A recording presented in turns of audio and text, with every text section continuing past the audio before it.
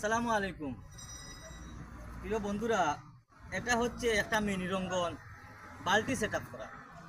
এই গাছটার যে অবস্থা দেখায়, গাছটা দই খাই গেছে, দই খাইয়া গাছটা মরে মরে বাপ এইরকম। কিন্তু এই মরে মরে বাপটা ওয়ার কারণটা কি?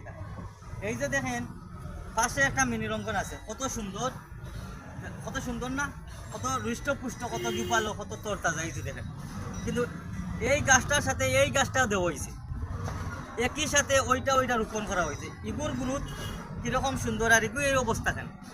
ইগু এই অবস্থা হওয়ার কারণ হয়েছে মূলত 1 নম্বর কারণ হয়েছে কি সেমা লাগছে। সেমা লাগার কারণে এইগুলি এই অবস্থা হয়েছে। সেমা লাগছে কারণ হয়েছে হয়তো তলে দিয়ে পানি দেওয়ার কোনো ব্যবস্থা নাই। এই যে দেখেন, তলে দিয়ে পানি দেওয়ার কোনো ব্যবস্থা নাই, এই কারণে একটা সেমা লাগছে। হয়তো ভুল বশত এটা রয়ে গেছে। এইভাবে বালতিটা এই যে দেখেন সেমা লাগছে, এই যে দেখেন মাটিটা একেবারে ফেক হয়ে গেছে। দেখেন এগুলো সেমা লাগার কারণে মূলত একটু হয়েছে। ওটারে কিছু গুড়ি কুড়িয়া আর এইভাবে রিয় করিয়া দিলাইলে ইনশাল্লাহ গাছটা ঠিক হইয়া যাইবে। তো আমরা যারা বাড়িতে মনে করি ছাদ বাগান করি, তো কিছু কিছু গাছ মাঝে মাঝে এইভাবে জৈর খাইয়া যায়।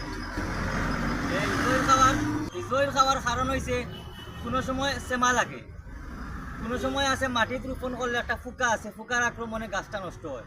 তো কোন কারণে নষ্ট হয় আপনি দেখতে হইব, পরিচর্যা করতে হইব, তাইলে বুঝতে পারবা। তো প্রিয় দর্শক, ভালো থাকুক, সুস্থ থাকুক। আসসালামু আলাইকুম।